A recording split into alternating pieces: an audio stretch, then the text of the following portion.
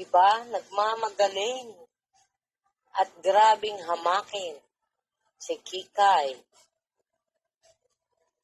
Siya nga pala Patatas Boy. Pinatatanong ni Pilantod Open, JTN, sabihin mo kay Patatas Boy self, ano masasabi niya? Walang trabaho si Bornek. Anay, King Kong, Mother, Bunganga, na palamunin sa bahay. Alam mo na ba yon? Patatas Boy? Ate JTN, nakamit ako eh. Walang trabaho si Bornek ngayon? Wala na. Ayan na. Diba? Ayun ang sinasabi ko. Yun ang sinasabi ko. Na-hospital yung alaga, kakayosin niya ng IQOS. Ayun ang sinasabi ko. Sipin mo, may obligasyon ka sa tao para pahabain ng buhay. Ang ina mo, pinag-aalaga ka, binabayaran ka, wala kang ginawa kundi mag-LS. Tapos, sobrang stress mo, buga ka ng buga ng usok, doon mo binuga ka sa alaga mo, alam mo matanda na. Di ba namang gago? Di ba? Makawalang iya. Ninanakaw na yung oras ng trabaho niya. Yes! Episyo pa. Totoo yan. Talagang ninanakaw. Pagdanakaw talaga yan. Kung tayo nga, ako, free ang time ko.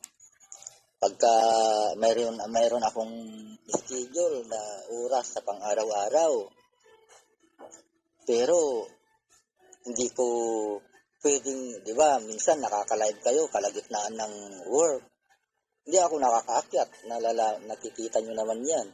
Nasa work ka nga ngayon, Daddy Bon pero ikaw ang boss, kaya ako nakakaakyat. Pero itong mga ito, halata, kasi makikita mo yung time na aakyat sila, nag-i-release sila. Yun yung mga time na oras ng mga trabaho nila. Pero, ibig sabihin, talagang ninanakaw nila yung oras nila. Pasimpleng siguro hindi nila matiis yung mga topic. Kaya yun, pinipilit nilang nakawin yung oras nila. Nagkatotoo, Daddy Bon, yung sinabi ni Marisol, bawat hitit at buga mo ng IQOS na ibinigay ko sa'yo. May darapang katapat.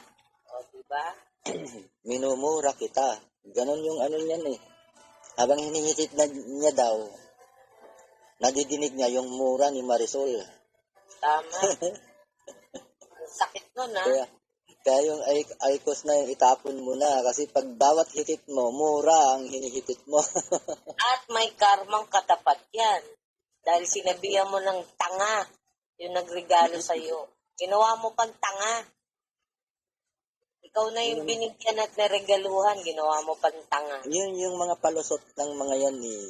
Nung mga panahon na ibinibigay nila yung mga bagay na yan, puro sweet ang maririnig mo sa kanila. Pero at itinago niya yan sa atin, Kasagsagan na magkakasama tayo sa loob ng BFTGC. Dito mo nakikita yung hustler talaga. Hustler siya. Greedy ang pagkatao niya talaga. Tawag ko dyan, hustler.